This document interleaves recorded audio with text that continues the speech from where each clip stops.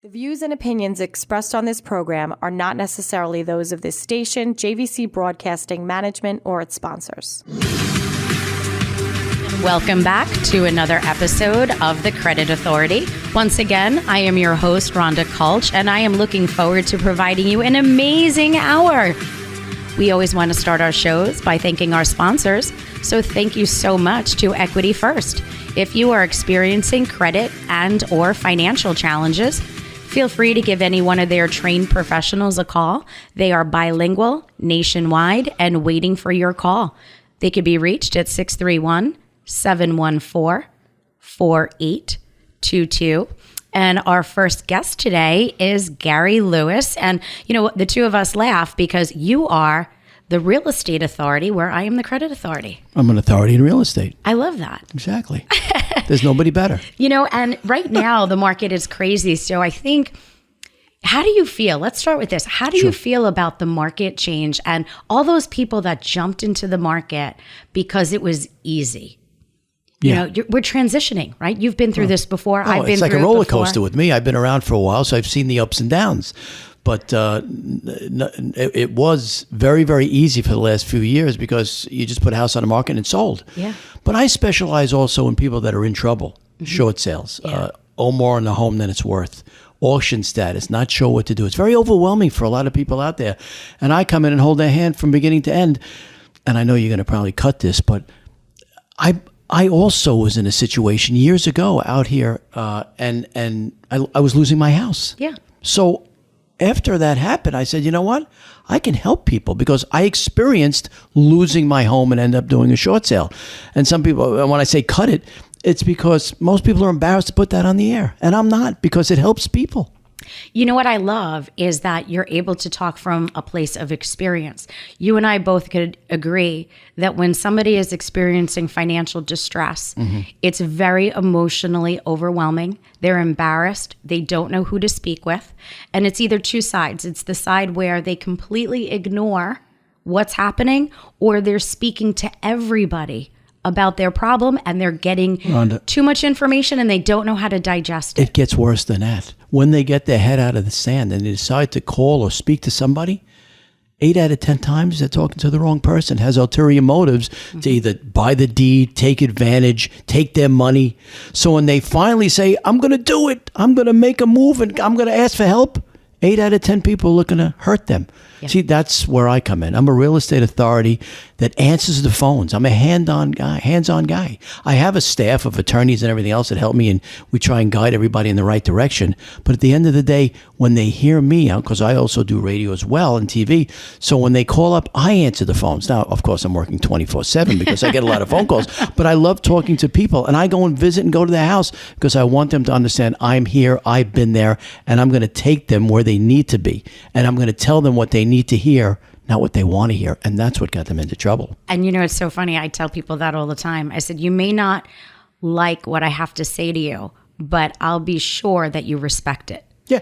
Digest it however you want. But there's a whole thing about taking accountability. Right. And people right now, instead of taking accountability, what I'm seeing with some of my clients is that they're not owning mistakes. And there's nothing to be embarrassed by.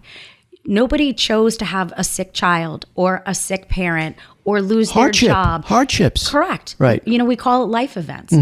You know, I'm sure, again, I don't know about your clients, but on my side, my clients are wonderful people that have experienced a life event that was a trigger. They didn't wake up and decide not to pay the mortgage. Right. And also an act of God where the real estate market takes a hit. Okay. Yeah. It's correcting itself. You had equity. Now you have negative equity, which is, you know, short sale, underwater, upside down, as they call it. When you owe $800,000, house only worth $600,000, you have a $200,000 deficiency. People think, how am I going to come up with that money? Oh my God. Well, we get the bank, my company works with the bank to get that forgiven, deficiency, out, done, finished, and they walk away with money. When you say the hardship, when somebody gets on the phone with me, I'm always smiling. I'm a joker. I like to fool around. I like to have fun. Okay, I don't want to take these things that are very serious. I kind of push them off a little, so I enlighten that way. And people like to deal with me because I'm able to turn around in a dime and say, here's the good things. Good family, nice area, got a place to move, you'll have money in your pocket. Yes, the house is underwater. Yes, you're in foreclosure. Yes, you're embarrassed. But you know what? We can get over that. That's what it's all about. It's PMA. It's positive mental attitude. Yeah. Okay. And I have so many things going on in real estate. Sometimes I'm in the middle of families that are fighting. I'm saying, hey, guys, what are you fighting about? Let's sell the property, move on. Everybody gets their money. You don't want to talk to each other, that's fine. But let's get along now for this situation. That's what I specialize in, helping people. And money doesn't motivate me. That's the most important thing, because everybody says, hey, listen, I can help you, Ron. It's not a problem. Write me a check for $1,000, right? Write me a check for $1,000 right away, upfront money. Listen, if you're good at what you do, pay me later. Yeah. That's what I we go through that too with our clients as well. So sticking on the topic of short sales, right? So we understand what the short sale is. We are speaking about, again, how the market's correcting itself. We're also getting right now that bulk of filings that were on hold from the pandemic. Moratorium. Right? Well, the moratoriums are now expired. Either you've gotten yourself back on track or you have not.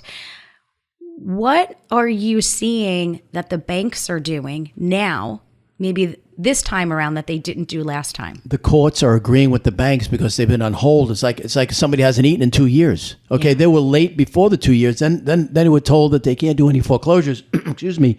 And now 2 years of moratorium, and now they're out like a rabid dog. We need these houses. We got to close. We got to get some money back. So you got to stop it. We got to stop the auction. If there's an auction date, I can do that. Okay. And then start a short sale or get the house sold. Some people are told they have to do a short sale. A lot of these investors out there are killing the world. And they're telling these people that it's a short sale when in essence there is equity in the property. But to answer your question, the courts are moving along with the banks. When years ago they'd say, well, tell us, what do you have to say? Well, I ran into a problem. Well, what are you going to do about it? Well, give me a couple of months. You don't have that anymore. Yeah. They are rubber stamping these things and they're going straight to the courts. It's a big, big problem if you're not on top of it. Time is not on your side. And I am not trying to scare anybody, because that's not my selling technique.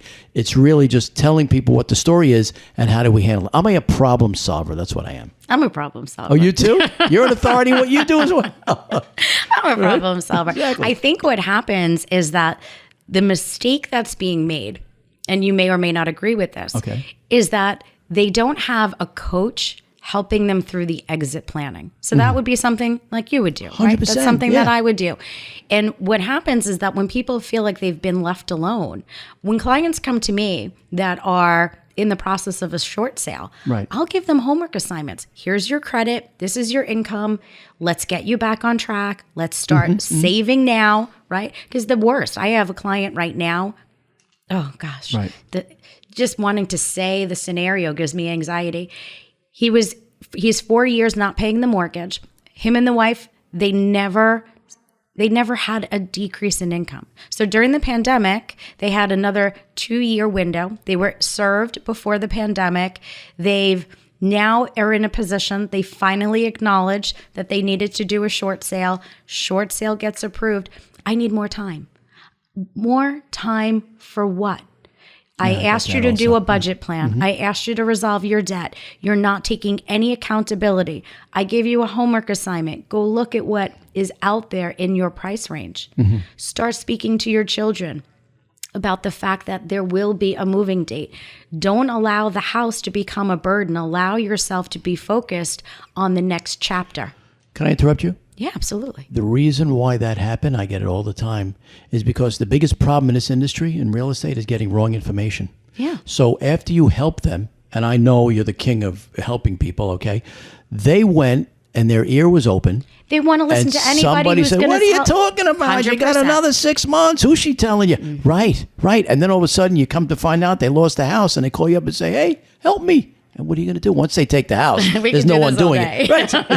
It's crazy. So that's what happened. I mean, I'm sure you know what happened, but it's the wrong information. It's bandied about out there. People that aren't in the know. Just let them know I'm so close to getting over my situation. Tell them I just need 4 years of not paying your mortgage wasn't enough. And there are people, you and I both know, there are plenty of wonderful people that really need that extra time just because they need to get their affairs in order. And I'll get that time. I'll talk to the bank and say, listen, you're getting your money. Calm down. I need another month. Sure. Always. But those clients are generally not ones these particular clients never had a hardship. They took advantage of the opportunity that the market presented.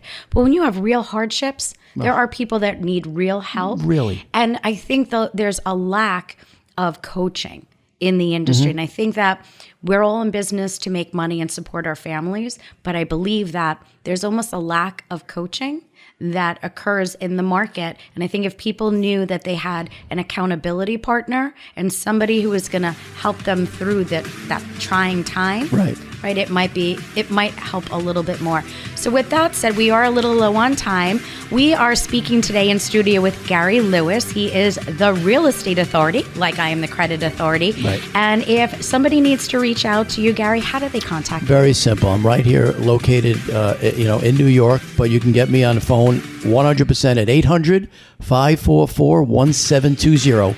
It's an 800 number. It's 544-1720. Call me up anytime, questions. It's not about the money. In other words, if you call me and say you don't want to sell your house, but you need information, it's part of my job. I love it. How do you like that? It's part of my job. I do love it. Well, thank you so much for joining us today, and stay tuned for our next guest.